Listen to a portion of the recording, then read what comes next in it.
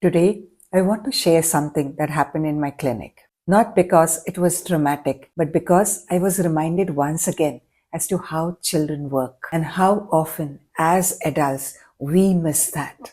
Hi, I'm Dr. Chayasha, pediatric physician from Jabalpur. Today, a 5-year-old girl came to my clinic with her parents. She stood right there at the door, crying, refusing to enter. Her parents told me that she's scared because she had a painful vaccination experience at some other place earlier. Now, in moments like these, the natural temptation is to say, nothing will happen, come inside, don't cry. But did I do that? No.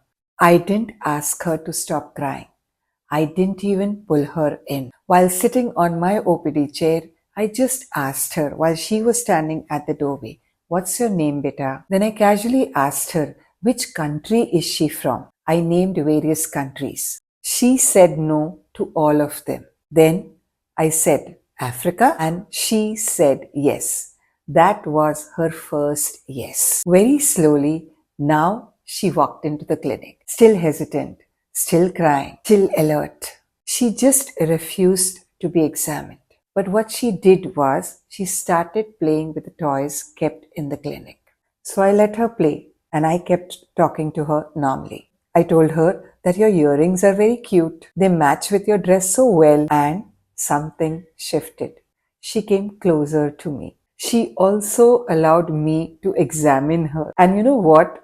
After the consultation was over, she didn't want to leave the clinic. So why am I sharing this? Because this wasn't about distractions or toys or countries. It was about safety. Children don't cooperate when they feel threatened. They cooperate when they are at ease, when they feel safe. When a child refuses to eat or resists from doing her homework or refuses to switch off the screen, this also applies there. Take eating for example.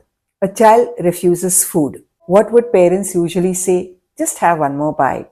Eat some more. Or why are you being so difficult? But do you notice what happens when we stop forcing our child to eat? When we sit along with the child, talk about something else, very often what happens is that the child starts eating on their own. Not because they were being stubborn, but because pressure shut them down. Let's take homework as another example. A child refuses to sit for homework. So we push harder. But what would happen if we first connect with the child? We ask the child, what subject do you like the most? What is it about the subject that you like? Show me one thing that you already know. Show me a thing that feels interesting in your studies. Resistance softens, not because the child changed, but because the environment changed. And the same thing happens with screen time as well. We ask the child to switch off the TV or the mobile phone. What do we generally say? Switch it off immediately, now. And then the meltdown begins. But if you prepare the child beforehand, when this episode ends, we'll stop. 2 more minutes, then we close. And if also we stay calm and be present, the transition becomes smoother. You know why? Because sudden transition feels unsafe to a child.